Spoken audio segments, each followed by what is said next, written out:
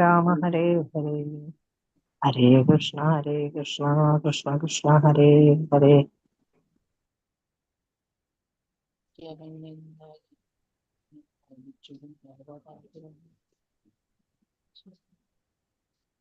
ഹരേ കൃഷ്ണ. കേൾക്കുന്നില്ലേ? കേൾക്കുന്നുണ്ട് മാതാജി, കേൾക്കുന്നുണ്ട്. ഹരേ കൃഷ്ണ, പ്രണാമം. ഹരേ കൃഷ്ണ, പ്രണാമം. പ്രണാമം. മമജ്ഞാനതിമിരാന്ധസ്യ ജ്ഞാനാഞ്ജനശലാകയാ ചക്ഷുരുന്മീലിതം യേന തസ്മൈ ശ്രീഗുരവേ നമഃ. ശ്രീചൈതന്യമനോഭീഷ്ടം സ്ഥാപിതം യേന ഭൂതലേ സ്വയം രൂപ കഥാ മഹ്യം ദദാന്തി സ്വപദാന്തികം വന്ദേഹം ശ്രീഗുരോ ശ്രീയുതപദകമലം ശ്രീഗുരും വൈഷ്ണവാംശ്ച. ശ്രീരൂപം സാഗ്രജാതം സഗണരഘുനാഥാനിധം താം സജീവം സാദ്വൈതം സാവധൂതം പരിജനസഹിതം ശ്രീകൃഷ്ണചൈതന്യദേവം ശ്രീരാധാകൃഷ്ണപാദാൻ സഗണലളിത ശ്രീവിശാഖാനിധംശ്ച. ഹേ കൃഷ്ണ കരുണാ സിന്ധോ ദീനബന്ധോ ജഗത്പദേ ഗോപേശ ഗോപികാ കാന്ത രാധാ കാന്ത നമോസ്തുതേ. തപ്തകാഞ്ചന ഗൗരാംഗീ രാധേ വൃന്ദാവനേശ്വരി വൃഷഭാനുസുതേ ദേവി പ്രണമാമി ഹരിപ്രിയേ. വാഞ്ചാകൽപതരുഭ്യശ്ച കൃപാ സിന്ധുഭ്യേവ ച പതിതാനാം പാവനേഭ്യോ വൈഷ്ണവേഭ്യോ നമോ നമഃ. നമാമി വിഷ്ണുപാദായ കൃഷ്ണപ്രേഷ്ഠായ ഭൂതലേ ശ്രീമതേ ഭക്തി വേദാന്ത സ്വാമിൻ ഇതി നാമിനേ. നമസ്തേ സാരസ്വതേ ദേവേ ഗൗരവാണി പ്രചാരിണേ നിർവിശേഷ ശൂന്യവാദി പാശ്ചാത്യദേശധാരിണേ. നമാമി വിഷ്ണുപാദായ കൃഷ്ണപ്രേഷ്ഠായ ഭൂതലേ ശ്രീമതേ ജയപതാക സ്വാമിൻ ഇതി നാമിനെ. നമാചാര്യപാദായ നിതായ കൃപപ്രദായിനെ ഗൗരഗദാദാമതായ നഗരഗ്രാമതാരിണി. നാരായണം നമസ്കൃത്യം നരം ചൈവ നരോത്തമം ദേവീം സരസ്വതിം വ്യാസം തതോ ജയമുദീരയത്. നഷ്ടപ്രായേഷു ഭദ്രേഷു നിത്യം ഭാഗവത സേവയാ ഭഗവതിർ ഉത്തമ ശ്ലോകേ ഭക്തിർഭവതി നൈഷ്ഠികി. ജയ ശ്രീകൃഷ്ണ ചൈതന്യ പ്രഭോ നിത്യാനന്ദ ശ്രീ അദ്വൈത ഗദാധര ശ്രീവാസദി ഗൗരഭക്തവൃന്ദ. ഹരേ കൃഷ്ണ കൃഷ്ണ കൃഷ്ണ ഹരേ ഹരേ ഹരേ രാമ രാമ രാമ ഹരേ ഹരേ. ഹരേ കൃഷ്ണ. എല്ലാവർക്കും പ്രണാമം. പ്രണാമം. ഓം നമോ ഭഗവതേ വാസുദേവായ. ഓം നമോ ഭഗവതേ വാസുദേവായ. ഓം നമോ ഭഗവതേ വാസുദേവായ. ചൊല്ലിക്കോളൂ. നമോ ഭഗവതേ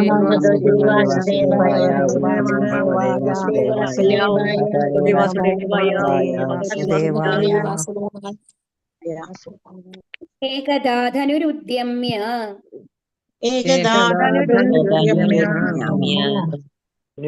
വിചരന്മൃഗയാംബനെ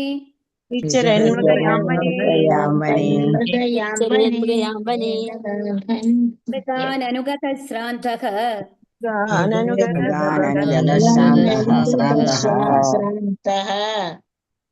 ദിദസ്തൃഷിതോ വൃശം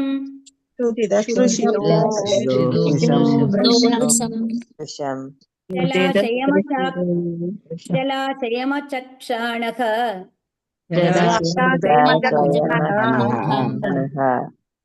പ്രവിവേശതമാശ്രമം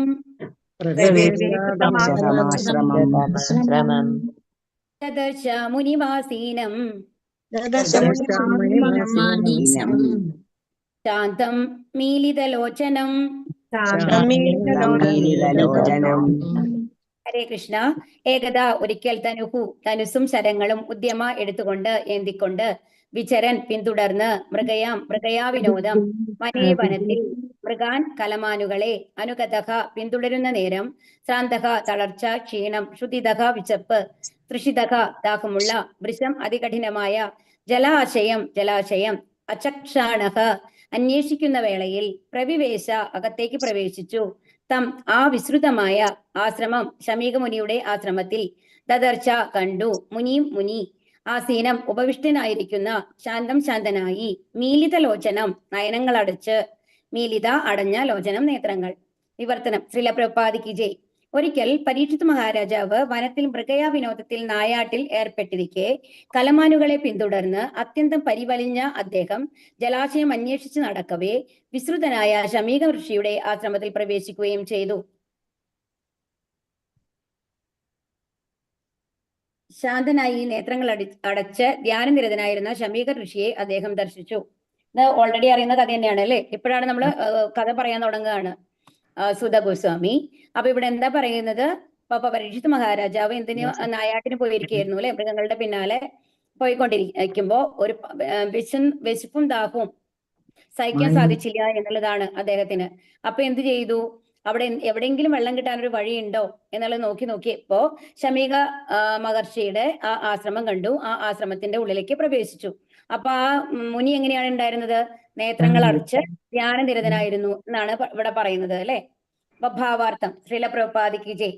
ഉചിത സമയത്ത് സ്വഭക്തരെ തന്റെ അടുത്തേക്ക് ഭഗവത് സന്നിധിയിലേക്ക് തിരികെ വിളിക്കുകയും അവർക്ക് മംഗളകരമായ സാഹചര്യങ്ങൾ ഒരുക്കി കൊടുക്കുകയും ചെയ്യുന്ന വിധത്തിൽ പരിശുദ്ധ ഭക്തരോട് അത്യന്തം കരുണയുള്ളവനാണ് പരമപുരുഷൻ.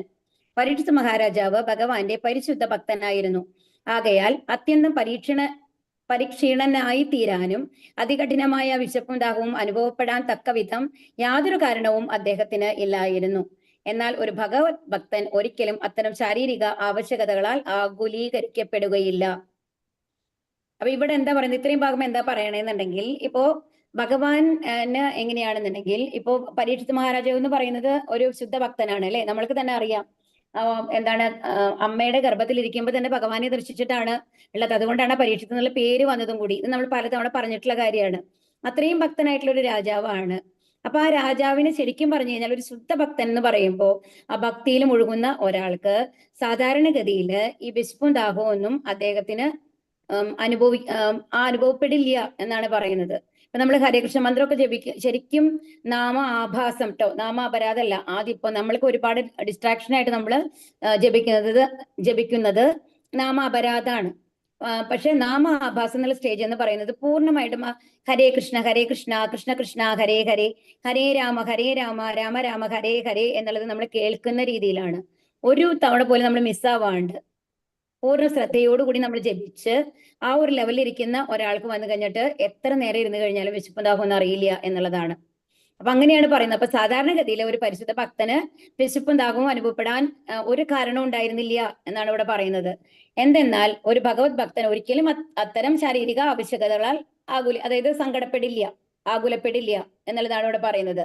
എന്നാൽ ഭഗവതേച്ഛയാൽ അത്തരം ഒരു ശുദ്ധ ഭഗവത് ഭക്തൻ പോലും അവന്റെ ലൗകികമായ പ്രവർത്തനങ്ങൾ പരിത്യജിക്കുവാൻ വേണ്ടി അനുകൂലമായ ഒരു സന്ദർഭം സൃഷ്ടിക്കുവാനായി മാത്രം പ്രതീകമായ ക്ഷീണവും വിശപ്പും ദാഹവും ഉള്ളവനായി തീരുന്നു. അപ്പൊ ഇത് ആര് പ്ലാനാണെന്നാണ് ഇവിടെ പറയുന്നത്? ഭഗവാൻ പ്ലാൻ ചെയ്തതാണ്. ഭഗവാനാണ് വിശപ്പും ദാഹമൊക്കെ ഉണ്ടാക്കി കൊടുത്തത് അല്ലെ. ഭഗവാന്റെ ഒരു കാര്യം ആലോചിച്ച് നോക്കൂ. നമ്മള് എന്താണ് നമ്മളുടെ പാണ്ഡവന്മാരെ വനവാസ കാലത്ത് നമ്മൾ ദുർവാസ മഹർഷി വന്നു കഴിഞ്ഞിട്ട് എന്തുണ്ടാവും? ദുർവാസ മഹർഷി എപ്പോ സഞ്ചരിക്കുമ്പോഴും ഒരു 10,000 പേര് അവരെ കൂടെ ഉണ്ടാവും അത്ര ശിഷ്യന്മാര്. ഓക്കെ. അപ്പൊ ദുർവാസ മഹർഷി ആദ്യം പോയത് ആരുടെ അടുത്തേക്കാണ്? ദുര്യോധനന്റെ അടുത്താണ്. അപ്പൊ ദുര്യോധനന്റെ അടുത്ത് പോയിട്ട് പറയും എന്താണ്, എനിക്ക് അപ്പോ ഇതാണ് ഭക്ഷണത്തിനുള്ള സൗകര്യങ്ങളൊക്കെ ചെയ്തു തരണം എന്ന് പറയുകയാണ്. ഞങ്ങൾ ഇത്രയും പേര് കൂടിയിട്ടാണ് ഞങ്ങൾ വന്നിട്ടുള്ളത് എന്നുള്ളത്. അപ്പൊ ഒരു രാജാവിന്റെ കടമയാണ് വരുന്ന മുനിമാരെയൊക്കെ സത്കരിച്ച് അവരെ വേണ്ട വിധം സന്തോഷിപ്പിക്കേണ്ടത് അല്ലെ. അപ്പൊ ദുര്യോധനൻ ഭയങ്കര സ്മാർട്ടാണല്ലോ. അപ്പൊ ദുര്യോധനൻ എടുത്ത വഴിക്ക് പറയും, എന്റെ ജ്യേഷ്ഠൻ യുധിഷ്ഠിരനാണ്, അപ്പൊ യുധിഷ്ഠിരന്റെ അടുത്ത് ആദ്യം പോകൂ, എന്നിട്ട് എന്റെ അടുത്തേക്ക് വരൂ, അതാണ് നിയമം. അതായത് ശാസ്ത്രങ്ങളിൽ പറയുന്നത് അങ്ങനെയാണല്ലോ എന്ന് പറയുകയാണ്. അപ്പം ദുർവാസ മഹർഷി വേഗം തന്നെ എവിടേക്ക് പോകും? അപ്പൊ ദുര്യോധന നന്നായിട്ട് അറിയാം ഈ സമയമാകുമ്പോഴേക്കും അവരുടെ ഭക്ഷണമൊക്കെ കഴിഞ്ഞിട്ടുണ്ടാവും. അവര് എന്തില് നമ്മളുടെ അക്ഷയപാത്രത്തില് ഒന്നും ഉണ്ടാവാൻ ചാൻസ് ഇല്ല എന്ന്. അപ്പൊ യുധിഷ്ഠിരനെ ഒന്ന് ഇതാക്കാൻ വേണ്ടിയിട്ടാണ് ശരിക്കും ദുര്യോധന അങ്ങനെ പറയുന്നത്. ദുർവാസ മഹർഷിയും അതനുസരിച്ചുകൊണ്ട് എവിടേക്ക് പോകുന്നു? യുധിഷ്ഠിരന്റെ അടുത്ത് പോകുന്നു. അവിടെ ചെന്നിട്ട് യുധിഷ്ഠിര മഹാരാജ് പറയും അദ്ദേഹം വളരെ മര്യാദകളൊക്കെ ഉള്ള ആചാര മര്യാദകളൊക്കെ ഉള്ള ഒരാളാണ് അല്ലെ. അപ്പൊ വേഗം തന്നെ പറയും ദുർവാസാവിനോട്, എന്ത് പറയും, അങ്ങ് പോയി കുളിച്ചിട്ട് വരൂ, അങ്ങ് പരിവാരങ്ങളും പോയി കുളിച്ചിട്ട് വരൂ, അതിനുള്ള ഭക്ഷണം റെഡിയാക്കാം. പാഞ്ചാലി ഭാവം എന്ത് ചെയ്യും? പാഞ്ചാലിയുടെ ഭക്ഷണം കഴിഞ്ഞു, ഇനി അക്ഷയപാത്രത്തിൽ നിന്ന് ഭക്ഷണം വരില്ല. അപ്പോഴാണ് ഭഗവാനെ വിളിക്കുന്നത്. അത് അറിയുന്ന കഥയാണ് അല്ലെ. അപ്പൊ ഭഗവാൻ വന്നു കഴിഞ്ഞിട്ട് അപ്പൊ പറയും, ഞാൻ കഴുകി പാത്രം എന്ന് പറയുകയാണ്. അപ്പൊ എന്നാലും ആ പാത്രം എടുത്തിട്ട് വരൂ, ഞാനൊന്ന് നോക്കട്ടെ എന്ന് പറയുമ്പോൾ ഒരു ധാന്യമണി അതിൽ നിന്ന് കിട്ടി, അത് കഴിച്ചു എന്നാണ് പറയുന്നത്. ഓക്കെ. അതോടുകൂടി എന്തുണ്ടാവുന്നു? എല്ലാവരുടെയും ഇത്രയും 10,000 പേരെയും വിശപ്പ് അവർ ഏൽപ്പക്കം വിടുകയാണ് എന്നാണ് പറയണത്. ആ ഒരു ലെവലിലാണ്. അപ്പൊ ദുർവാസാവ് വിചാരിക്കും, അയ്യോ ഇനി വന്നിട്ട് നമ്മൾക്ക് ഇനി ഭക്ഷണമൊന്നും കഴിക്കാൻ പറ്റില്ല അവിടെ പോയി കഴിഞ്ഞാലും. അപ്പൊ അവർക്ക് എന്താ തോന്നുക, ഒരു ഭക്ഷണം തന്നിട്ട് നമ്മൾ കഴിച്ചില്ലെങ്കിൽ, അതുകൊണ്ട് അവിടേക്ക് പോവേ വേണ്ട എന്ന് വിചാരിച്ചിട്ട് യുധിഷ്ഠിരന്റെ ആശ്രമത്തിൽ വരാതെ തന്നെ അവർ തിരിച്ചു പോവുകയാണ് ചെയ്യുന്നത്. മനസ്സിലാവുന്നുണ്ടോ? അപ്പൊ ഇത്രയും ആൾക്കാരെ വിശപ്പ് ഒരു സെക്കൻഡ് കൊണ്ട് മാറ്റാനായിട്ട് ആർക്ക് കഴിഞ്ഞു? ഭഗവാൻ. അതേ ഭഗവാൻ ഇവിടെ എന്താ ചെയ്യണേ? വിശപ്പും ദാഹമൊക്കെ ഉണ്ടാക്കുകയാണ് ചെയ്യണത് അല്ലെ. ഒന്ന് ആലോചിച്ച് നോക്കൂ. അതികഠിനമായ വിശപ്പും ദാഹവും അനുഭവപ്പെടാൻ തക്കവിധം കാരണം ഉണ്ടായില്ല എന്നുള്ളത് ഉണ്ടായിട്ട് ആ ഒരു സന്ദർഭത്തിൽ എന്ത് ചെയ്യുന്നു? ഭഗവാൻ അവർക്ക് വന്നിട്ട് വിശപ്പും ദാഹവും ഉണ്ടാക്കുകയാണ്. അപ്പൊ ഭഗവത് സന്നിധിയിലേക്ക് ഭഗവാനിലേക്ക് തിരികെ പോകുന്നതിന് മുമ്പ് അഥവാ മടങ്ങി പോകുന്നതിനുള്ള യോഗ്യത പ്രാപ്തമാക്കും മുമ്പ് ഒരുവൻ എല്ലാവിധ ലൗകിക ബന്ധനങ്ങളിൽ നിന്നും മുക്തനാകേണ്ടതുണ്ട്. അപ്പൊ എന്താണ്, പരീക്ഷിത് മഹാരാജാവിന്റെ കാലം കഴിയാറായി. ഇപ്പൊ എല്ലാവർക്കും ഒരു നിശ്ചിതമായിട്ടുള്ള ഹരേ കൃഷ്ണ. ദയചെയ്ത് എല്ലാവരും ഒന്ന് മ്യൂട്ടിലിരിക്കൂ. ഭഗവത് സന്നിധിയിലേക്ക്, അപ്പൊ ഭഗവാനിലേക്ക് തിരികെ പോകുന്നതിന് മുമ്പ് എന്ത് വേണം? എല്ലാ ബന്ധങ്ങളിൽ നിന്നും മുക്തനായാൽ മാത്രമാണ് എവിടേക്ക് പോകാൻ പറ്റുള്ളൂ? നമ്മൾക്ക് ആത്മീയ ലോകത്തേക്ക്, ഭഗവാന്റെ അടുത്തേക്ക് പോകാൻ പറ്റുള്ളൂ അല്ലെ? അപ്പൊ പരീക്ഷിത് മഹാരാജാവിന് ഏകദേശം ആ കാലമായിട്ടുണ്ടാവും. ഭഗവാനാണല്ലോ തീരുമാനിക്കുന്നത് ഇത്ര കാലാണ് ഈ ലോകത്ത് ഒരാളുള്ളത് എന്നുള്ളതൊക്കെ. അപ്പൊ ആ സമയമാകുമ്പോ അത് പർപ്പസ് ആയിട്ട് എന്തിനു വേണ്ടിയിട്ടാണ്? ഒരു ശുദ്ധഭക്തനായുള്ള പരീക്ഷിത് മഹാരാജാവിനെ കുറച്ചെങ്കിലും ഭൗതിക ആഗ്രഹങ്ങൾ ബാക്കിയുണ്ടെങ്കിൽ അതും കൂടി ഇല്ലാണ്ടാക്കിയിട്ട് എവിടേക്ക് കൊണ്ടുപോകണം? ആത്മീയധാമത്തിലേക്ക് കൊണ്ടുപോകണം എന്നുള്ളതാണ്. അതിനു വേണ്ടിയിട്ടാണ് ഇത് ചെയ്തത് എന്നാണ് പറയുന്നത്. അപ്പൊ ആകയാൽ എപ്പോൾ ഒരു ഭക്തൻ ലൗകിക വ്യാപാരങ്ങളിൽ അത്യന്തം ആകർഷിതനാകുന്നുവോ അപ്പോൾ ലൗകിക കാര്യങ്ങളിൽ അവന് വിരക്തി വരുത്തുവാനായി ഭഗവാൻ അതിനുതകുന്ന സാഹചര്യം സൃഷ്ടിക്കുന്നു. എന്ന് വെച്ച് കഴിഞ്ഞാല് പരീക്ഷിത് മഹാരാജാവ് ഫുള്ളായിട്ട് ഭൗതിക കാര്യങ്ങൾ മുഴുകി എന്നല്ല ഇവിടെ അർത്ഥം. എന്നാലും ഒരു രാജാവ് ആവുമ്പോൾ കുറെ കടമകൾ ചെയ്യാനുണ്ട് അല്ലെ, ഭൗതികമായിട്ടുള്ള കാര്യങ്ങൾ ചെയ്യാനുണ്ട്. അപ്പൊ അതുകൊണ്ട് തന്നെ ഭക്തി സേവനം ചെയ്യാനുള്ള സമയം വളരെ കുറവായിരിക്കും ഒരു രാജാവിന്. അപ്പൊ അതുകൊണ്ട് എന്ത് ചെയ്യുന്നു ഭഗവാൻ? അതിനുള്ള സാഹചര്യം സൃഷ്ടിച്ചു കൊടുക്കുകയാണ്. ഭക്തൻ ലൗകിക കാര്യങ്ങളിൽ വ്യാപൃതനാണെങ്കിൽ പോലും ഭഗവാൻ തന്റെ പരിശുദ്ധ ഭക്തനെ ഒരിക്കലും വിസ്മരിക്കുന്നില്ല. ചിലപ്പോഴൊക്കെ അദ്ദേഹം ഭക്തന് അസന്തുഷ്ടങ്ങളായ അവസ്ഥകൾ സൃഷ്ടിക്കുന്നു. അപ്പൊ എന്തിനു വേണ്ടിയിട്ടാണ് അസന്തുഷ്ടമായ അവസ്ഥകൾ സൃഷ്ടിക്കുന്നത്? ക്ലേശങ്ങൾ കൊടുക്കുന്നത് എന്തിനു വേണ്ടിയിട്ടാണ്? കൂടുതൽ വിളിക്കാൻ വേണ്ടി, നമ്മൾക്ക് വിരക്തി വരാൻ. അതായത് ഭൗതിക കാര്യങ്ങൾ നമ്മൾക്ക് ഒരുപാട്, ഇപ്പോ ഈ പ്രായമായ ആൾക്കാർ കാര്യം ഒന്ന് ആലോചിച്ച് നോക്കൂ. അവർക്ക് നടക്കാൻ പറ്റില്ല. ഓക്കെ, കൈയിന്റെ വിരലുകള് തളർന്നു പോയി, ഭക്ഷണം കഴിക്കാൻ പറ്റില്ല. ഒരാളുടെ സഹായത്തില് ഭക്ഷണം കഴിക്കുന്നു. നമ്മൾ വീൽ ചെയറിൽ ഒരാൾ കൊണ്ടുപോയാലാണ് നമുക്ക് നടക്കാൻ പറ്റുള്ളൂ. ആ അവസ്ഥയൊക്കെ വരുമ്പോ അതുവരെ എല്ലാ കാര്യങ്ങളും സ്വയമായിട്ട് ചെയ്തിരുന്ന ഒരാളുടെ മാനസികാവസ്ഥ എന്തായിരിക്കും? എങ്ങനെങ്കിലും നമ്മൾക്ക് മരിച്ചാൽ മതി, വിരക്തി വരും. അപ്പൊ ഈ ഓൾഡ് ഏജിൽ വരുന്ന ഈ അസുഖങ്ങളും ഈ കാര്യങ്ങളൊക്കെ നമ്മൾക്ക് ഈ ജീവിതത്തിനോടുള്ള ഒരു വിരക്തി കൊണ്ടുവരാനുള്ള ഭഗവാന്റെ ശ്രമങ്ങളാണെന്ന് മനസ്സിലാവുന്നുണ്ടോ? എല്ലാവരും അത് അനുഭവിക്കുന്നുണ്ട് അല്ലെ? ഒരു വയസ്സായ എല്ലാവരും, ആരെങ്കിലും അത് അനുഭവിക്കാണ്ട് പോകുന്നുണ്ടോ? പിന്നെ ചില ആൾക്കാർക്ക് ഭയങ്കര ഭാഗ്യത്തില് അവർ പെട്ടെന്ന് പോകും. അത് എന്തുകൊണ്ടാണ്? അവർക്ക് ഓൾറെഡി വന്നു കഴിഞ്ഞാൽ ആ വിരക്തി വന്നവരായിരിക്കാം, അല്ലെങ്കിൽ അവർക്ക് ഇനി അടുത്ത ജന്മത്തിൽ അതിനുള്ള ഒരു സാഹചര്യം ഭഗവാൻ കൊടുക്കുന്നുണ്ടായിരിക്കും. അതുകൊണ്ടാണ് അങ്ങനെ വരുന്നത്. ഭഗവാൻ തന്റെ പരിശുദ്ധ ഭക്തനെ ഒരിക്കലും വിസ്മരിക്കുന്നില്ല. ചിലപ്പോഴൊക്കെ ഭക്തന് അസന്തുഷ്ടങ്ങളായ അവസ്ഥകൾ സൃഷ്ടിക്കുന്നു, അഥവാ അദ്ദേഹം ഭക്തരെ ക്ലേശങ്ങളിൽ അകപ്പെടുത്തുന്നു. അപ്രകാരം ഭക്തൻ എല്ലാവിധ ലൗകിക കാര്യങ്ങളും ഉപേക്ഷിക്കാൻ നിർബന്ധിതനായി തീരുന്നു. ഭഗവാൻ നൽകുന്ന ഈ സൂചനകളെ ഭക്തന് മനസ്സിലാക്കാൻ കഴിയുന്നു. എന്നാൽ മറ്റുള്ളവർ ഇതിനെ ക്ലേശകരം എന്ന് വിചാരിക്കുന്നു.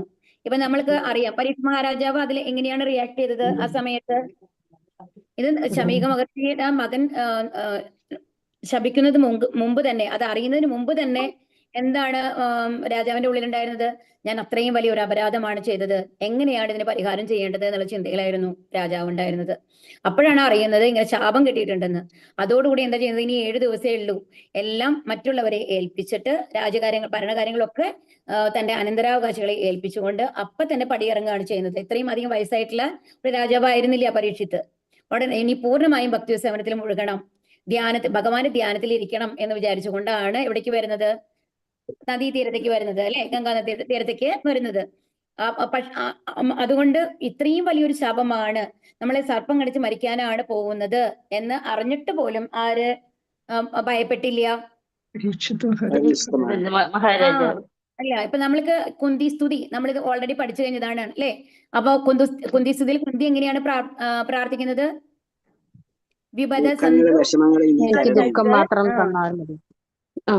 അപ്പൊ എനിക്ക് വീണ്ടും വീണ്ടും കഷ്ടങ്ങൾ തരൂ, എന്നാൽ അപ്പോ അങ്ങയുടെ സാന്നിധ്യം എപ്പോഴും നമ്മളുടെ കൂടെ ഉണ്ടാവുമല്ലോ.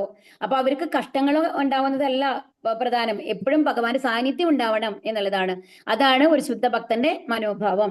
അതുപോലെ തന്നെ ഇതില് ചൈതന്യ ചരിതാമൃതം ഉണ്ടല്ലോ, അതിൽ വന്നിട്ട് മധ്യലീലയില് ഒരു ശ്ലോകം ഉണ്ട്.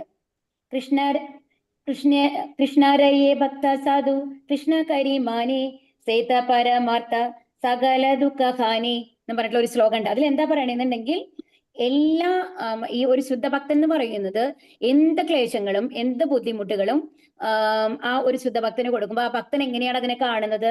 അതിനെ ഒരു അനുഗ്രഹമായിട്ടാണ് കാണുന്നത് എന്നുള്ളതാണ്. അത് ഭഗവാന്റെ ഒരു കാരുണ്യമായിട്ടാണ് കാണുന്നത് എന്നുള്ളതാണ്. ഇവിടെ പരീക്ഷിത് മഹാരാജാവും ആ ലെവലാണ് കണ്ടത്. ഒരു കുന്തി റാണിയുടെ ആ ഒരു മനോഭാവം തന്നെയാണ് ആർക്കുണ്ടായിരുന്നത്? പരീക്ഷിത് മഹാരാജാവിന് ഉണ്ടായിരുന്നത്, അല്ലെ? അപ്പൊ ഭഗവത്ഗീത ഉപദേശിക്കുവാൻ പരീക്ഷിത് മഹാരാജാവിന്റെ പിതാമഹനായ അർജുനൻ ഒരു നിമിത്തമായതുപോലെ ശ്രീമദ് ഭാഗവതം ആവിഷ്കാരത്തിന് ശ്രീകൃഷ്ണ ഭഗവാനാൽ പരീക്ഷിത് മഹാരാജാവ് കാരണമാകേണ്ടി വന്നു. അപ്പൊ എന്താണ് ഒരു ഭഗവത്ഗീത ഉണ്ടാവാൻ ആരാണ് കാരണമായത്? യോഗമായ കൊണ്ടാണ് അത്തരത്തില് ഒരു സങ്കടം വരുന്ന അവസ്ഥ. എനിക്ക് സങ്കടമാണ്, മറ്റുള്ളവരെ കൊല്ലാൻ സാധിക്കില്ല, അതിലൊരു 5 കാര്യങ്ങൾ നമ്മൾ പറയേണ്ടായില്ലേ? പാപം വരും, കുലക്ഷയം വരും എന്നുള്ളതൊക്കെ. അതുപോലെ തന്നെ സന്തോഷിക്കാനായിട്ട് സാധിക്കില്ല, അങ്ങനെ കുറെ കാര്യങ്ങൾ പറഞ്ഞു അല്ലേ? അതും ശരിക്കും പറഞ്ഞു കഴിഞ്ഞാൽ ഒരു ശുദ്ധ ഭക്തനായിട്ടുള്ള അർജുനന് വരേണ്ട കാര്യമില്ല. അത് യോഗമായ കൊണ്ട് ഭഗവാൻ അവരുടെ ഉള്ളിൽ സൃഷ്ടിക്കുന്നതാണ് എന്നാണ് പറയുന്നത്. ഇപ്പൊ ഇനി ഭാഗവതം വരണം, കാരണം ഭഗവാന് തിരിച്ചു പോകേണ്ട സമയമായി, അല്ലെ? അപ്പൊ ഭാഗവതം വന്നു കഴിഞ്ഞാലാണ് ഈ ഭാഗവതമാണ് എവിടെയാണ് ധർമ്മം. 6ാമത്തെ ചോദ്യത്തിന്റെ ഉത്തരം ഓർമ്മയുണ്ടോ? എവിടെയാണ് ഇത് ധർമ്മം വന്നു കഴിഞ്ഞിരുന്നത്? ഭഗവാൻ ധാമത്തിലേക്ക് തിരിച്ചു പോയതിനു ശേഷം. അതിന്റെ ഉത്തരം എന്തായിരുന്നു? ഭാഗവതത്തിൽ. ഭാഗവതത്തിന്റെ രചന, ഭാഗവതം രചിക്കണം വ്യാസദേവര്. അപ്പം അതിനുള്ള ഭാഗവതം പരീക്ഷിച്ച് കേൾക്കണം എന്നുള്ളതാണ്. അപ്പോ ആ ഒരു കാരണം ഭാഗവതത്തിന്റെ ആവിഷ്കാരം, അതായത് അതുവരെ ശ്രുതി എന്ന് പറഞ്ഞു കഴിഞ്ഞാൽ ഒരാളിലേക്ക് പകർന്ന് വരണതായിരുന്നു. ഇതുപോലെ ഒരു എഴുതുന്ന രീതിയിൽ സുഖദേവ് ഗോസ്വാമി ഫുൾ പറഞ്ഞു കൊടുക്കുകയാണ്, അല്ലെ, പരീക്ഷത്തിന്. അപ്പോ പരീക്ഷിത് മാത്രമല്ല അവിടെ അത് കേൾക്കുന്നത്, എത്രയോ മുനിമാര്. സൂത ഗോസ്വാമിയൊക്കെ അപ്പ കേട്ടതാണ്, അല്ലെ? അപ്പൊ എന്നിട്ടാണ് രണ്ടാമത് നമ്മൾക്ക് വേണ്ടിയിട്ട് വീണ്ടും ഈ ഭാഗവതം വരുന്നത്. അപ്പം ഇത്രയും പേർക്ക് അത് കേട്ട് മറ്റുള്ളവർക്ക് അത് പകരണം എന്നുള്ളത് കൊണ്ട്, ആ ആവിഷ്കാരം അവിടെ നടക്കണം എന്നുള്ളത് കൊണ്ടാണ് ഇത്തരത്തിലുള്ള ഒരു വിശപ്പും ദാഹമൊക്കെ ആർക്ക് വന്നത്? പരീക്ഷിത് മഹാരാജാവിന് വന്നത് എന്നാണ് പറയുന്നത്. അപ്പോ ഭാഗവതത്തിന് ആവിഷ്കാരത്തിന് ആര് കാരണമായി? പരീക്ഷിത് മഹാരാജാവ് കാരണമായി. ഭഗവത്ഗീതയ്ക്ക് അർജുനൻ കാരണമായി. ഭഗവതേച്ഛയാൽ കുടുംബ ബന്ധങ്ങളുടെ മായിക വലയത്തിൽ അർജുനൻ അകപ്പെട്ടില്ലായിരുന്നുവെങ്കിൽ അസ്വസ്ഥരായ അഥവാ ഉത്കണ്ഠാകുലരായ സർവ്വജനങ്ങളുടെയും നന്മയ്ക്കായി ഭഗവാനാൽ ഭഗവത്ഗീത ഉപദേശിക്കപ്പെടുമായിരുന്നില്ല. അതുപോലെ പരീക്ഷിത് മഹാരാജാവ് പരീക്ഷീണനും വിശപ്പും ദാഹവും ഉള്ളവനായി തീർന്നില്ലായിരുന്നുവെങ്കിൽ ശ്രീമദ് ഭാഗവതത്തിന്റെ പ്രഥമ പ്രാമാണികനായ ശ്രീ സുഖദേവ ഗോസ്വാമിയാൽ ശ്രീമദ് ഭാഗവതം ഉപദേശിക്കപ്പെടുമായിരുന്നില്ല. ആകയാൽ ഉത്കണ്ഠാകുലരായ സർവരുടെയും നന്മയ്ക്കായി ശ്രീമദ് ഭാഗവതം ഉപദേശിക്കപ്പെട്ട സാഹചര്യങ്ങളുടെ നാന്ദി കുറിച്ച സംഭവമാണിത്. ആയതിനാൽ ഒരിക്കൽ എന്ന പദത്തോടെ ശ്രീമദ് ഭാഗവതോപദേശത്തിന് നാന്ദി കുറിക്കുന്നു. അപ്പൊ ഇങ്ങനെയാണ് തുടങ്ങണത്. ഇങ്ങനെയാണ്, ഒരിക്കൽ എന്ന് പറഞ്ഞിട്ടാണ് തുടങ്ങണേ എന്നാണ് പറയുന്നത്, അല്ലെ? എങ്ങനെയാ തുടങ്ങണത്? ആദ്യത്തെ ശ്ലോകം ഒരിക്കൽ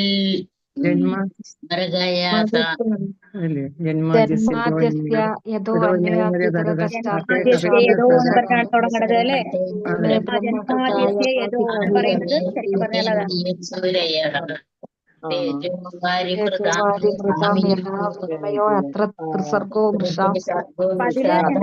ഭഗവാൻ ആരാണെന്ന് നമുക്ക് പറഞ്ഞു തരികയാണ് അതില്, ആ ശ്ലോകത്തില്, അല്ലെ? അപ്പൊ അങ്ങനെയാണ്. അപ്പൊ ഭഗവാൻ, അപ്പൊ എങ്ങനെയാണ് സുഖദേവാസ്മാൻ തുടങ്ങുന്നത്? ഭഗവാൻ ആരാണ് എന്നുള്ള ആ ഒരു പറഞ്ഞു കൊടുക്കുന്ന രീതിയിലാണ് അത് വരുന്നത്, അല്ലെ? ഏറ്റവും ആദ്യത്തെ ശ്ലോകം തന്നെ അങ്ങനെയാണ് തുടങ്ങുന്നത്. ഇനി അടുത്ത ശ്ലോകത്തിലേക്ക് പോവാം. അപ്പൊ നമ്മൾ എന്താ മനസ്സിലാക്കേണ്ടതാണെങ്കിൽ, പരീക്ഷിത് മഹാരാജാവ് അയ്യോ ഇത്രയും ശുദ്ധഭക്തനായിട്ടുള്ള രാജാവ് എങ്ങനെയാണെങ്കിൽ നമ്മളെങ്ങനെയാണെന്നുള്ള ചിന്തയല്ല നമ്മൾക്ക് വരേണ്ടത്. എന്താണ് വേണ്ടത്? ഏതേത് സമയത്ത് ഏതൊക്കെ നടപ്പിലാക്കണോ അതിനനുസരിച്ച് ഭഗവാന്റെ ലീലകൾ ഉണ്ടാവും. ആ ലീലകൾ നമ്മൾക്ക് ഒരു ബാഹ്യ ദൃഷ്ടിയിൽ മനസ്സിലാക്കാനായിട്ട് ബുദ്ധിമുട്ടാണ് എന്നുള്ളതാണ്. ശ്ലോകം 26. ഓം നമോ ഭഗവതേ വാസുദേവായ, ഓം നമോ ഭഗവതേ വാസുദേവായ, ഓം നമോ ഭഗവതേ വാസുദേവായ. ഓം നമോ ഭഗവതേ വാസുദേവായ.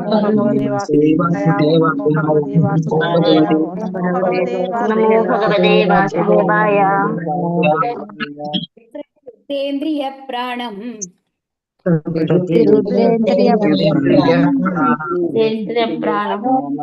ഭാരതം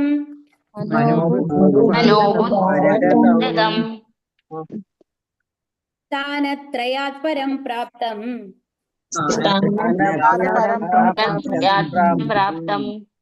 ബ്രഹ്മഭൂതമവിക്രിയം.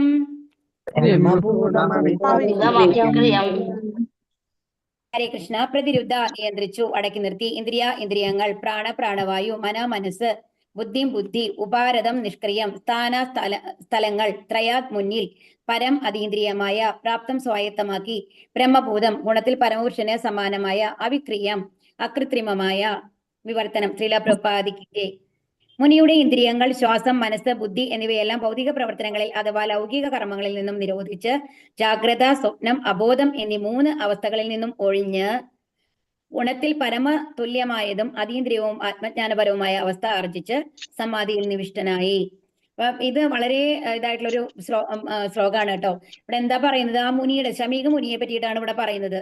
അദ്ദേഹം തന്നെ അഷ്ടാംഗ യോഗയാണ് ചെയ്തുകൊണ്ടിരിക്കുന്നത്. എല്ലാം ഉള്ളിലേക്ക് വലിച്ചു കഴിഞ്ഞിട്ട് എങ്ങനെയാണുള്ളത്? സമാധിയിലാണുള്ളത്. ആ സമാധിയിലുള്ളപ്പോ എന്താ പ്രത്യേകത? ജാഗ്രത എന്ന് പറയുന്നതാണ് നമ്മൾ ഉണർന്നിരിക്കുന്ന അവസ്ഥ. അതാണ് യഥാർത്ഥമായ ഒരു അവസ്ഥ, അല്ലെ? പിന്നെ അടുത്തത് എന്താണ്? സ്വപ്നം എന്ന് പറയുന്നത് എന്താണ്? സ്വപ്നാവസ്ഥ എന്ന് പറയുന്നത് നമ്മൾ ഉറങ്ങുമ്പോൾ നമ്മൾ പൂർണ്ണമായിട്ടുള്ള ഒരു ഉറക്കത്തിലല്ല. അപ്പം ആ ഒരു ലെവലാണ്, ഒരു ഇടയില് എന്താ പറയാ, ഡീപ്പ് സ്ലീപ്പ് അല്ല എന്ന് പറയില്ലേ, അങ്ങനത്തെ സമയത്താണ് നമ്മൾ എന്ത് കാണുക? സ്വപ്നം കാണുക. അപ്പൊ ആ ഒരു അവസ്ഥയാണ്. പിന്നെ അബോധം എന്ന് പറയുന്നത് എന്താണ്? നമ്മൾ കോമ എന്നൊക്കെ പറയില്ലേ, ശുദ്ധമായിട്ട് ഒരു ഇതുമില്ലാത്ത ഒരവസ്ഥ. അതാണ് ജാഗ്രത, സ്വപ്നം, അബോധം എന്ന് പറയുന്നത്. അപ്പൊ ഡീപ്പ് സ്ലീപ്പിന്റെ അവസ്ഥയെ നമുക്ക് അബോധം എന്ന് വേണമെങ്കിൽ പറയാം കേട്ടോ. അപ്പം അങ്ങനെ ഈ 3 അവസ്ഥകളിൽ നിന്ന് ഒഴിഞ്ഞ്, അപ്പൊ ഇവർക്ക് ഈ 3 അവസ്ഥകളും ഇല്ല. പിന്നെ എന്താ വരുന്നത്? അവരുടെ ഉള്ളിൽ എപ്പോഴും എന്താണ് കണ്ടോണ്ടിരിക്കുക? അവര് ധ്യാനിക്കുകയാണ്, അല്ലെ? പരബ്രഹ്മ തുല്യമായത്. അപ്പൊ എന്തിനാണ്? ബ്രഹ്മത്തിനെയാണ് അവര് ഇതാവണത്, ആരാധിക്കുന്നത്.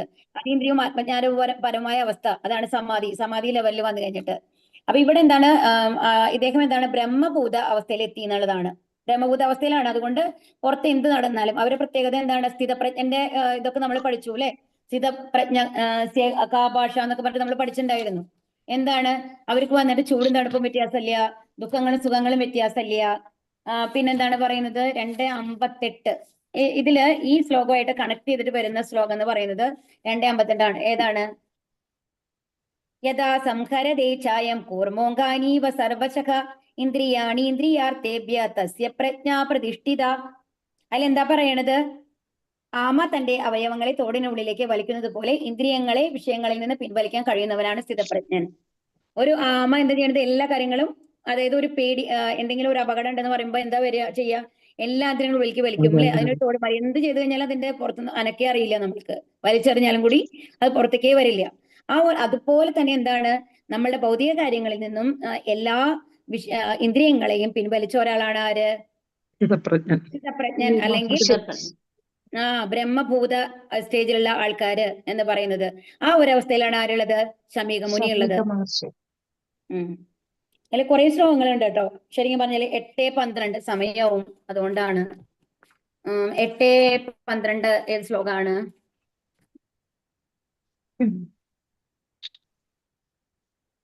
അറിയാമോ ആർക്കെങ്കിലും? 8:12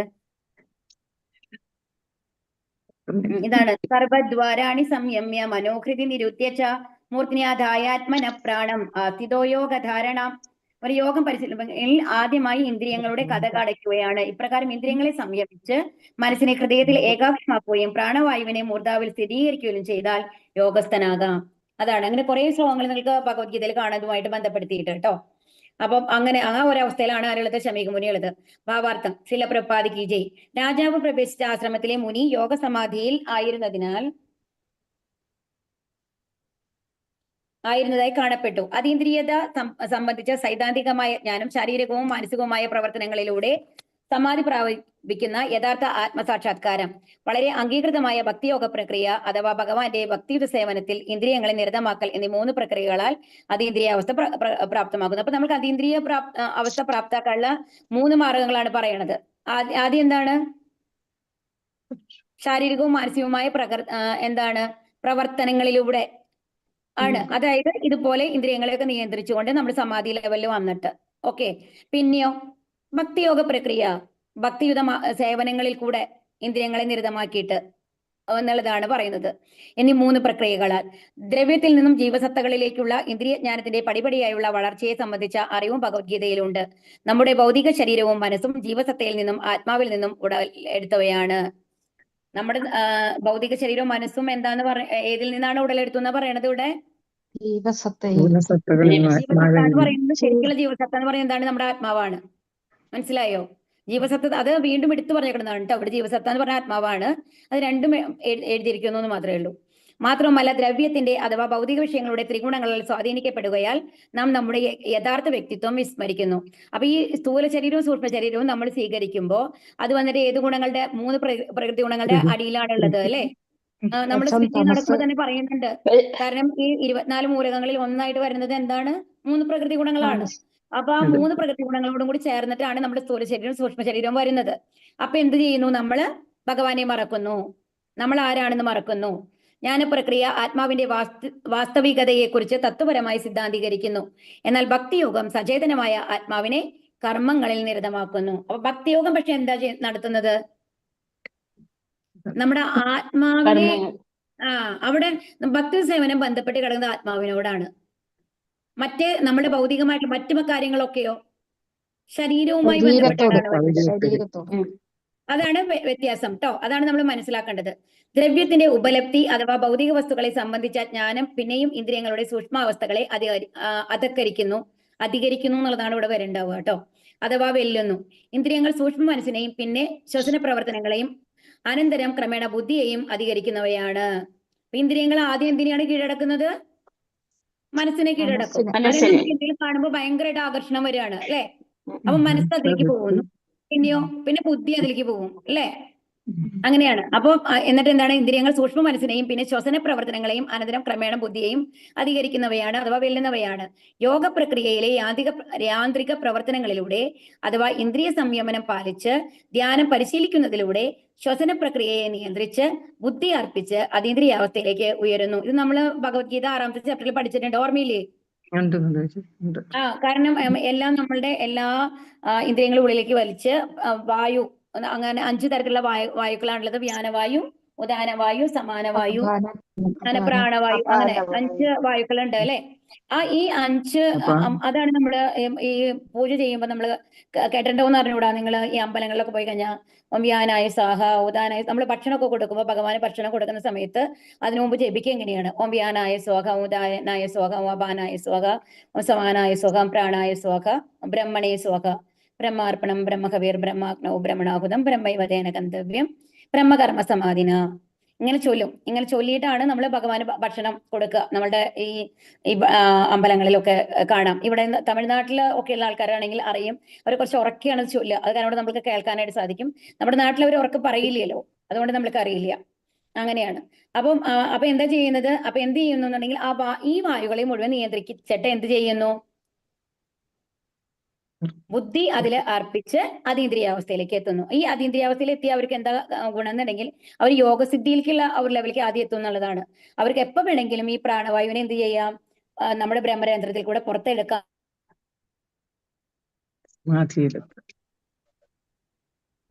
സമാധിയിലെത്തും.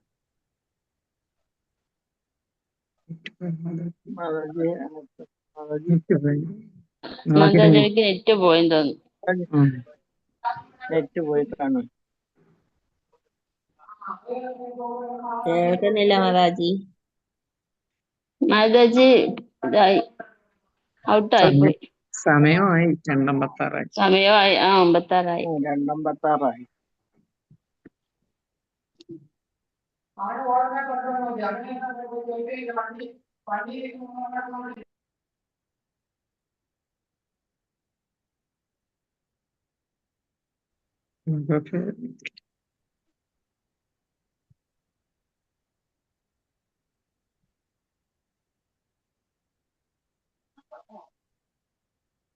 മെസ്സേജ് ഒന്നും ഇട്ടില്ല.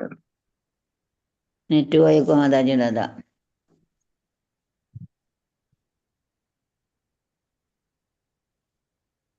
ഞങ്ങൾക്ക് ഇനി പ്രീഫക്തി ശാസ്ത്രി കോഴ്സ് ക്ലാസ് ഉണ്ട്.